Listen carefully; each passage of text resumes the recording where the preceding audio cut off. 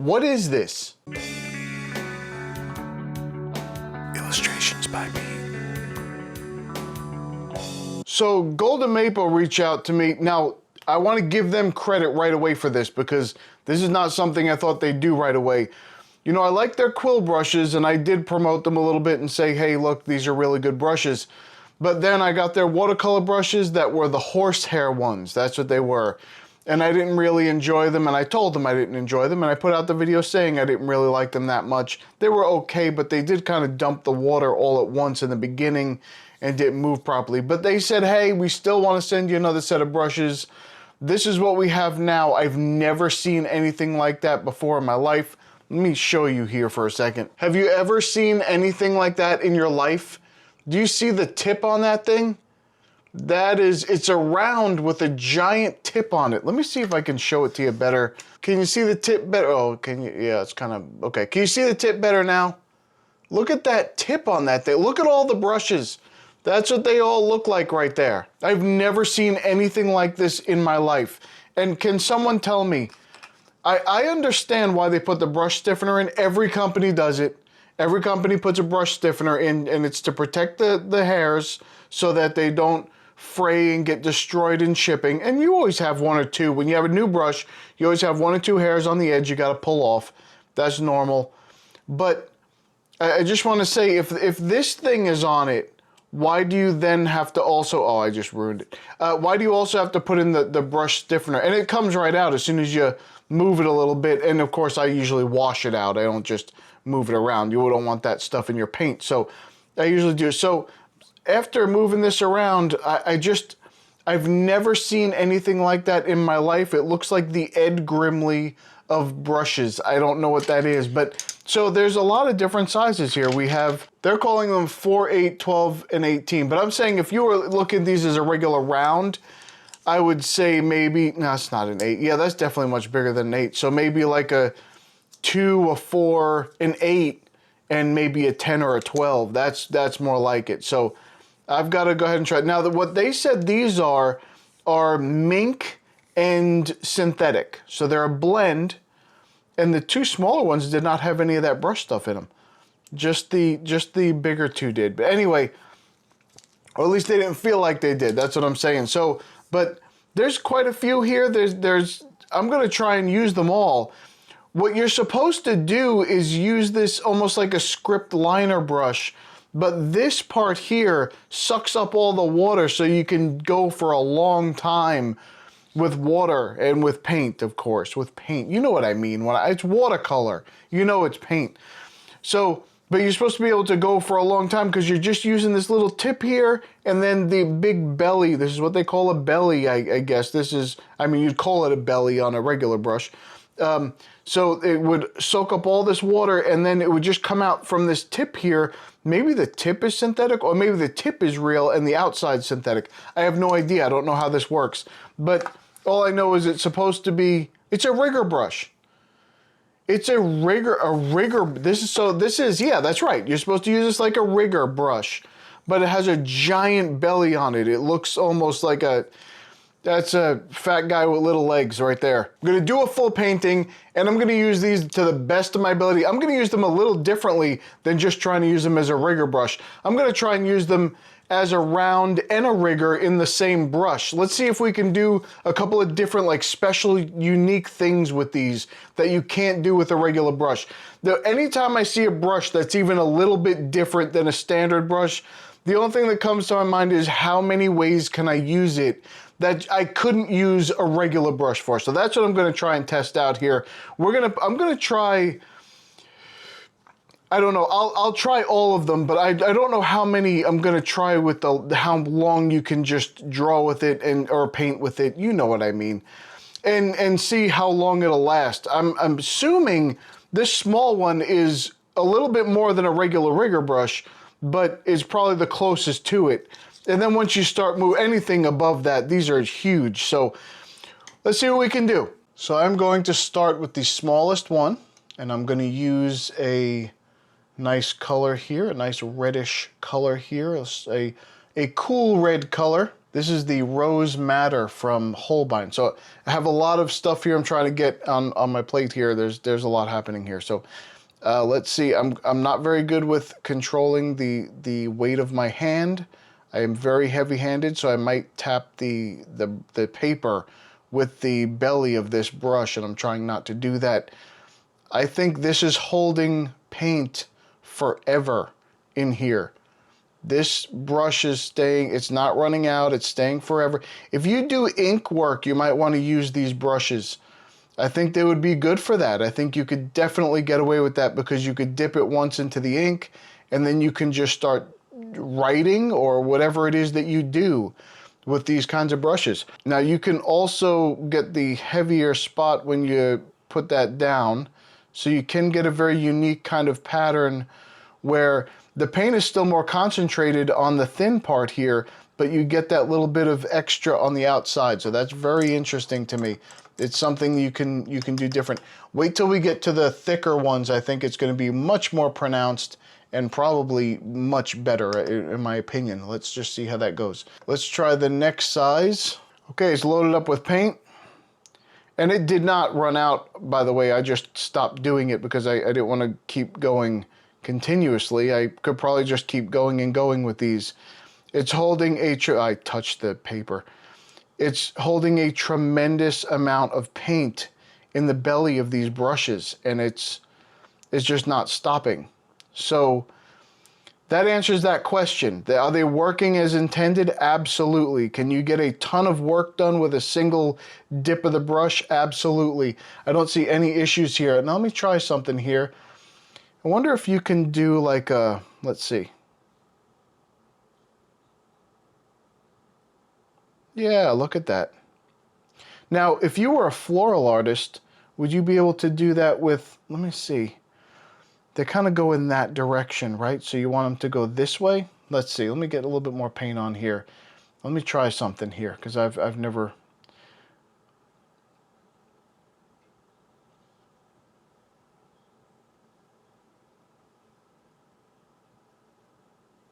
Is that something you do if you were a floral artist? I have no idea. I'm not a floral artist, but I think that's an interesting shape. I might do that anyway as an abstract artist and do something with that. That looks pretty cool. I really like that. It looks so, I don't know, that looks great. This brush is very unique. I absolutely love it. There is a point where when you lift up, where it does drop some extra paint. But it's not meant to you're not meant to use the belly of the brush. You're not supposed to use the belly of the brush. Oh, you're not even seeing it. Okay. So yeah, let me just show you again. So when you are going, it's fine. As long as you use just the tip. When you use that belly and you lift up, there is a drop of paint there. You can see where the concentrated paint is, where the belly hits it.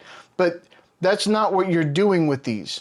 You're not doing that with these. You're using the tip. Now, if you wanted to use it like that, you can.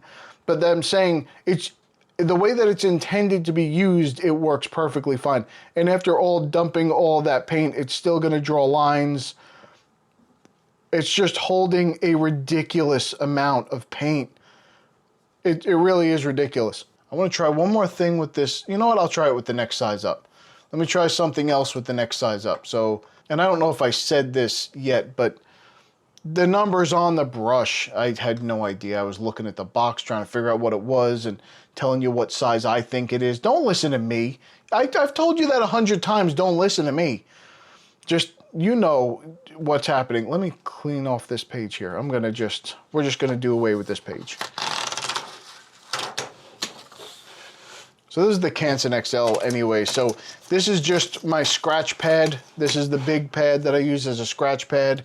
And it works well with watercolor. So I can use that and it doesn't fall apart when I do little experiments like this. So this is what I mainly use this for. Okay, so I've got plenty of paint on there. So I can do this, but because there's a bigger belly on this one, I'm sure this is just gonna last forever. I'm not gonna go through all the stuff here, but I'm just gonna draw a couple lines. Oh, I touched it. Oh, I touched it again. I cannot control my hand, the weight of my hand. I'm very heavy-handed, and also I'm not always painting flat down on sometimes I am. Anyway, So one of the things I wanted to try was if you were to do something like this. Like, is this something that a floral artist would do? Like a little thing like this? Yeah, not like that, because that's not really, you know. Would you do that? Is that something that you would? I don't know. I'm not a floral artist, but I think that looks great. I think it looks a matter of fact, that makes me want to create something abstract, and I think I'm going to do that. And I think I want to use a granulating paint because it seems to granulate the paint a little bit. This is not granulating paint here. This is not granulating paint, but there's a little bit of granulation there. I think it's just because of the way that it holds onto it and releases it on the page. Like I said, when you touch that belly, it does drop extra bits of paint, like extra puddles of paint on there, but you're not supposed to use it that way. So I will use it that way, and that's something that I'm actually going to enjoy about using this brush like this. I think that's a great way to use it, is to do that. So I'm going to just go to the biggest one now and see if I can do, if it's, well, obviously it's going to be more pronounced. It's going to be the same thing, it's just a bigger size. Very good for, oh wow, that's a lot of water. That thing holds a lot of water. Okay, I just went from the water pot into the paint and it just soaked everything. It almost filled up the well of paint. Anyway, so yeah, you're going to be able to do this for a very long time with this thing because there's so much water in there. I'm not even going to be able to show you what that looks like. There's a ridiculous amount of water in there. It's almost like pure concentrated paint coming down off the brush here. So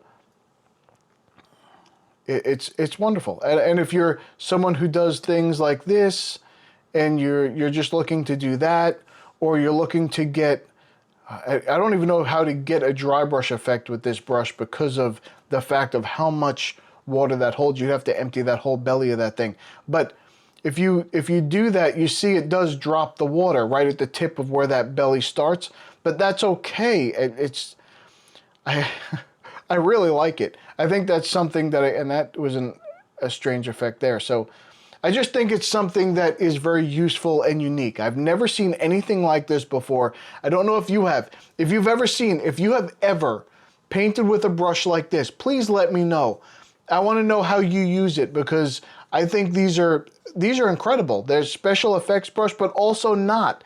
If you just want a liner or a rigger, it works incredibly well, and it holds more water than I've ever seen any rigger hold in my life. Now, I've used the squirrel hair riggers from Silver Brush, and I will tell you they do not hold nearly as much water or as much paint, even as this smallest one here. I've never seen it. So this is a wonderful thing to use, and I'm going to try that. I'm going to do a painting with these. I absolutely have to. But so you can get just some very fine effects, and then you can get some bigger effects. I do see how, now I'm thinking, because I'm seeing this, I'm thinking the synthetic hair is down here in the belly, because it's dumping more water from the belly than it is from the tip here. But that doesn't matter. It doesn't matter to me, because I'm going to use it exactly the way it needs to be used, because I absolutely love it. This is another home run in my book. If I was going to come out with a signature brush, this would be it right here. It's a little weird, and that's what I like about it. So let's see here. I'm going to do a painting now, and I'll do that in a different book. All right, let's get into the painting. I want to do a full painting. I'm going to do something abstract, of course, because that's what I do. But I'm going to try and use this in as many ways as I can. I'll use a couple of different colors. I'll use the Holbein paints. The reason that I did that is because the wells are really big. And I was going to use the Kuretake, but I think I'm just going to use the Holbein because I have it out and I'm going to use it. So it fits this giant number 18 brush in the well. I can put the whole brush in it. So that's what I'm going to use. I'm using... I'll show you here. I'm using this Holbein palette here. And so these wells are massive. You can see, you can get the brush in there. So that's what I'm going to do. These wells are even bigger. These are Kuretake paints right here, or size paints, pans anyway. But anyway, these are not, but they're almost. So the painting part of this entire thing, using the brushes, that file was corrupted. What I'm gonna do is do a mini version of that in the smaller, what is this, the 5 by whatever, I think it's a 5 by 5 book. I'm gonna do a mini version of it in the 5 by 5 book and finish it completely, and then we'll go back to the first painting I did, and I will finish the drawing part of the painting. So you're basically getting two in this one, but I have to show you how I created this painting because it was one of the most inspiring things I've done in a very long time as far as using an art product and saying, hey, this is making the whole process fun. So I wanted you to see the fun, and that's what was deleted, the fun. So I'm gonna show you some more of the fun here on this miniature version of this painting. All right, let's get into this. Okay, so what I ended up doing, instead of just doing 2, I did 4 paintings to show you what I did for the other painting because I had some extra footage where I did test this out a little bit and figure out exactly what I wanted to do. So I just put all 4 of them into the video so you can see one of them is on a gray paper.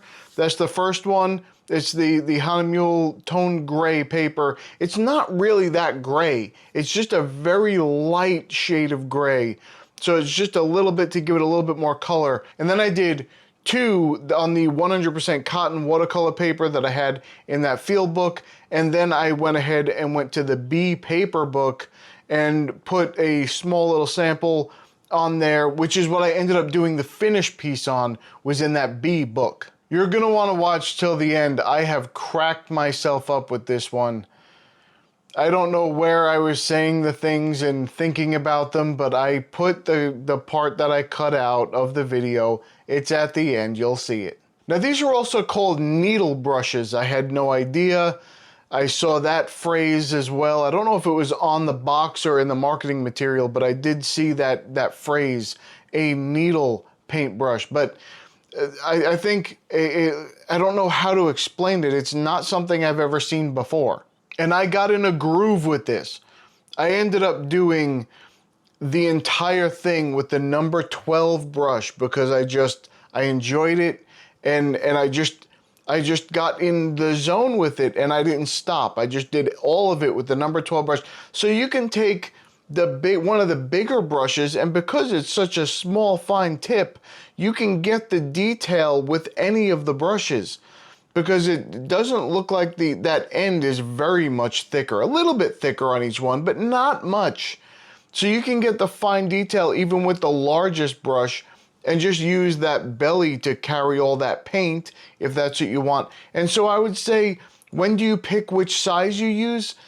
What I would do is I would pick the size of whatever the brush is that you want to, I guess, paint with for any length of time. So if you're just doing a small little section, use the small one. That way you don't take up too much paint in the brush and have to clean it out later, and then you just wasted a lot of paint. I did do that with the 12. I hit the well a couple times, and I'm like, wait a minute, where'd all that paint go? I was using it. That's where it all went. It sucked it right up. So if you want to kind of conserve how much paint you're using, do it based on the brush size, because either way you're going to get the detail you want and you're going to get some kind of a belly on it that you can put in larger things in, like larger pieces and larger shapes and things. So that's how I would decide which one I grab for the painting. Now these the reason I got so excited about these, and I always say this, if an art supply makes you excited, that's the most important thing. If it makes you want to create and gives you ideas in your head, that's what's important. And that's what these brushes did for me. When I started, I created a piece that I don't think I've painted one of these in a very long time, this type of painting. And you'll see, it's where you just go in with layer after layer, and then you go in and outline all the different layers and try and make it look as detailed as possible and put as much, as much separation in between those little layers and things as possible. You'll see how I do that with the ink, but I just absolutely loved that it brought something back to me that I haven't done in so long, and I said, you know what? That's what this brush is for, and it made me excited. I wanted to paint. That's why I went with 4 different things, and I painted those test pieces, 4 test pieces plus the actual painting that I did. Now, I did the one in the gray book. That one was because I screwed up the file got corrupted for the other one, for the main painting. But the other three, I already had those recorded because I was already playing around with it and testing it. And in case I did anything good that I enjoyed or that I wanted to remember, I wanted to have it recorded. So sometimes I do that. Sometimes I will use something and say, okay, if I just go about it like this, is it good?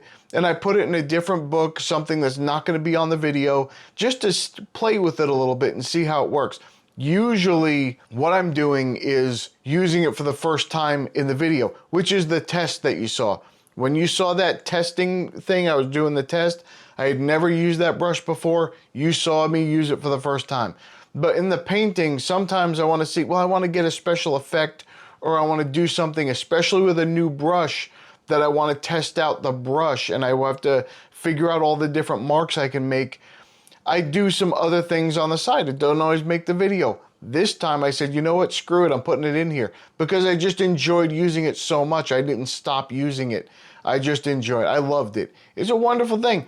I don't usually like brushes this much.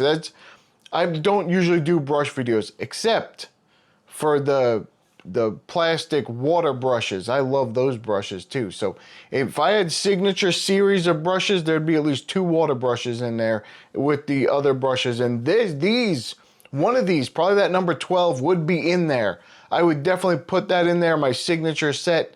That'd be in there, and then I'd probably have some kind of angled brush or something. I think those would be all, I think that angled brush, like a flat angled brush, I would do that. So that would be my ideal brushes there. I could do everything for the rest of my life with those couple of brushes. That's all I need. But I don't want to. I'm going to keep finding new things to create with, because that's what I like to do. As a matter of fact, coming up soon, I think I'm going to try and plan doing a whole video, doing not the whole video, doing partial part of a maybe the line work of a painting with like a stick or a toothpick. I've done that several times before and I enjoyed it. So I'm going to do that. Someone else brought that to my memory and said, hey, this person paints with a stick. And I was like, I remember that. I think I saw that person do that. There's several other people who do it. And I said, I enjoy that. So I tried it, and it was one of my favorite earlier paintings. One of my favorite earlier paintings that I ever did. And I think my brother has it now, I think, if I'm not mistaken. It doesn't matter. The point is, I love that. I love using that. I like to do that. So that's why this brush gets an A in my book, because it inspires me to create something. And that's all that's important for me with any art supply. I don't care what it is. I don't care if it doesn't. It's a very good brush. I showed you it does what it's supposed to do with the rigor part of it. Does exactly what that's supposed to do. But even if it absolutely didn't, and it was terrible and horrible, I would still love this brush because it inspired me. I don't care what the product is. I don't care what it's doing. I don't care what it's supposed to do, what it's marketed for. If it inspires me, it's something that I feel is a good product, because that's all that matters to me. And that's all that should really matter to you. If it makes you want to create something and you enjoy it, that's all that matters. And that's kind of the way that I feel about people. You know, people in your life, are they going to be in your life? Yeah, they're going to be in your life. They're going to be people that come and go and whatever, but the people that you want to keep in your life are the people that you're excited to be around, people that you're happy to be around. Just like these people popping up on the screen here, I am very excited to hang out with them, and we have a good time. So, all right, thumb up the video if you're going to just take even something that you already have. If you don't want to get the brush, these are great value, by the way. I want to say that for something that's that inspiring, if that's something that seems like it's right up your alley, don't even hesitate. It's a very great, cost-effective way to get some inspiration, which is something artists are always looking for. So thumb up the video if you're going to at least look at that, and if you're not, find something else that you have that excites you. Find something, an art supply that you absolutely that just makes you want to create something, and make sure that is not very far from wherever you create art, your desk or your tray table or your kitchen table, your dining, wherever it is that you create art. Make sure that that supply is close by, and you will always have inspiration. You'll always be able to create art because you're excited to use the stuff you have. That's very important. All right, now you will watch me lose it here for a second. That's a fat guy with little legs right there. So that's just, don't worry about that. What we're gonna do is, oh, it's a fat guy with little legs.